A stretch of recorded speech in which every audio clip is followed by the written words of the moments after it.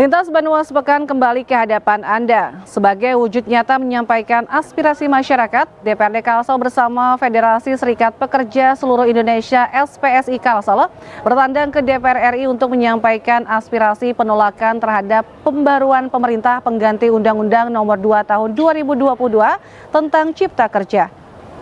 DPRD Kalimantan Selatan melalui Komisi 4 bersama Federasi Serikat Pekerja Seluruh Indonesia (APSI) Kalsel bertandang ke DPR RI untuk menyampaikan aspirasi terkait penolakan terhadap peraturan pemerintah pengganti Undang-Undang Nomor 2 Tahun 2022 tentang Cipta Kerja. Penolakan tersebut dikarenakan adanya akal-akalan oligarki dan akan menciptakan perbudakan modern sehingga akan merugikan para buruh.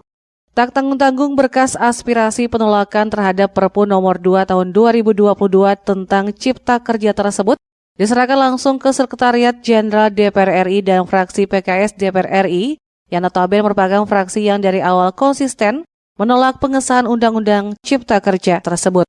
Sekretaris Komisi 4 Firman Yusi mengatakan hal ini merupakan ikhtiar bersama, aspirasi yang disampaikan oleh mereka dapat ditindaklanjuti demi kepentingan masyarakat.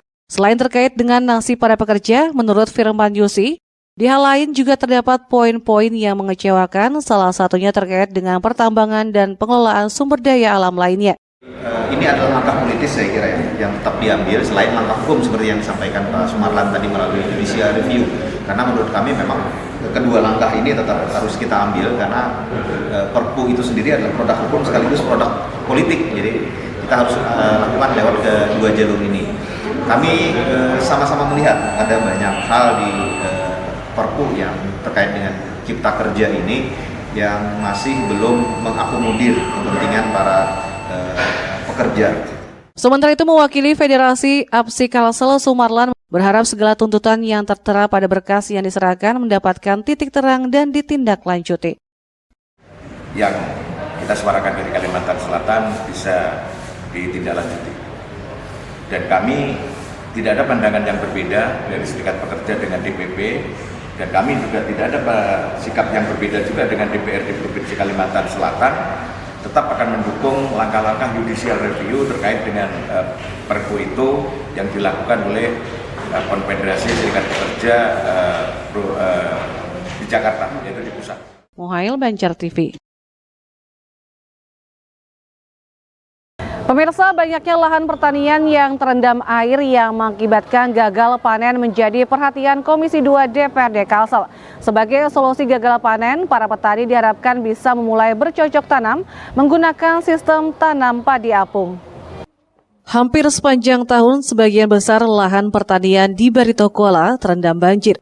Bahkan hal itu terus berulang sejak 3 tahun yang lalu, sehingga tak bisa lagi bercocok tanam. Tak ingin hal itu terus terulang dan merugikan para petani di Batola, Komisi 2 DPRD Kalsel bersama Dinas Pertanian dan Ketahanan Pangan coba menawarkan solusi dengan menggunakan sistem tanam padi apung yang sejak akhir tahun 2022 lalu telah diuji cobakan. Menurut Sekretaris Dinas Pertanian Kalsel Imam Subarkah dalam pertemuannya di kantor Kepala Desa Hambawang, Kabupaten Batola bersama kelompok tani menjelaskan, padi apung merupakan alternatif di saat lahan konvensional tidak memungkinkan untuk bercocok tanam lantaran terendam banjir.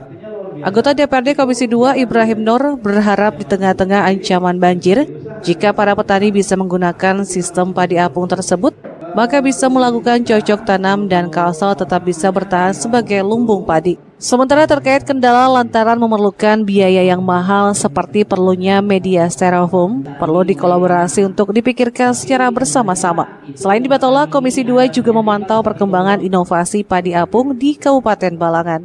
Muhail, Banjar TV. Dari dunia pendidikan, Wali Kota Banjarmasin Ibnu Sina menerima anugerah Merdeka Belajar kategori transformasi pembelajaran. Diserahkan langsung Menteri Pendidikan, Kebudayaan, Riset, dan Teknologi Republik Indonesia Nadiem Anwar Makarim di Gedung Kesenian Trimurti, Yogyakarta. Sejak 2018 lalu, Pemko Banjarmasin sudah melaksanakan implementasi kurikulum Merdeka Belajar yang melahirkan para guru penggerak. Atas hasil itu, Pemko Banjarmasin menjadi satu dari 7 kota di Indonesia menerima penghargaan tersebut.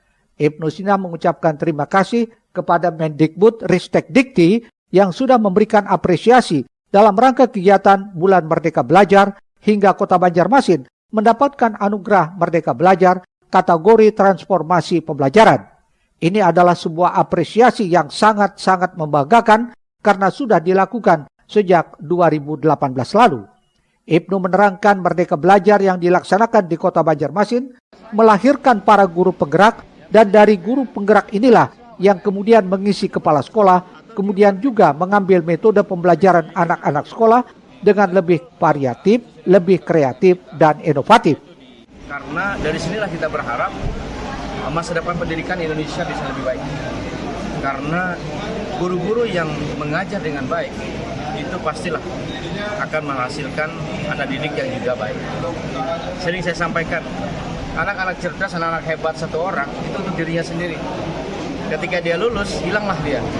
Tetapi kalau guru-guru hebat, guru-guru yang memang profesional, dia akan melahirkan bukan hanya 1-2 anak-anak siswa yang terbaik dan berprestasi.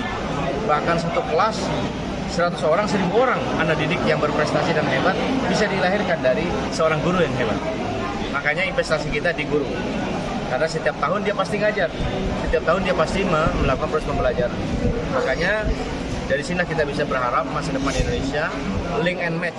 Ibnu berharap agar para tenaga pendidik tetap semangat karena yang dilakukan ini sudah on the track. Mas Menteri sudah menyampaikan apresiasi dan sudah menyatakan untuk para guru P3K insya Allah akan diberikan apresiasi dalam bentuk pemenuhan kuota. Apa yang sudah diusulkan akan dipenuhi semua kuotanya. Eko Anggoro, Banjar TV. Menutup kebersamaan kita, Kuartir Cabang Kota Banjarmasin melalui Kuartir Ranting Kecamatan Banjarmasin Timur melaksanakan gelar senja sekaligus upacara penurunan bendera di halaman Balai Kota Banjarmasin.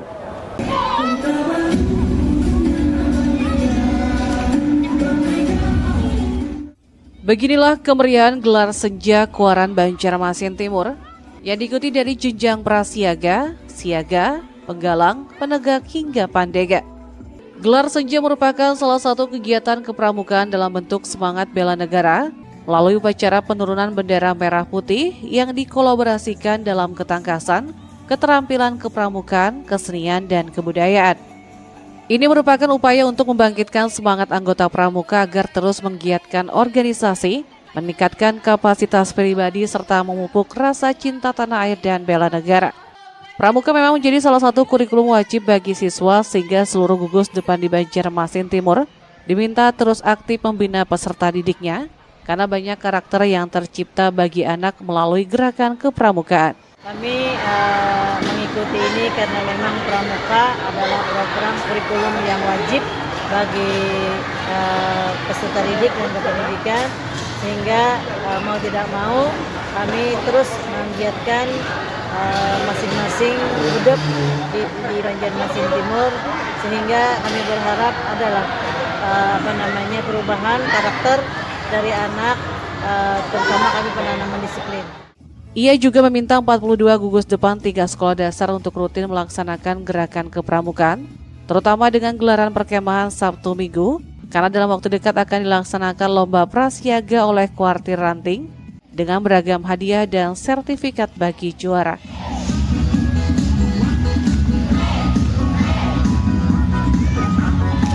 Eko Anggoro, Banjar TV.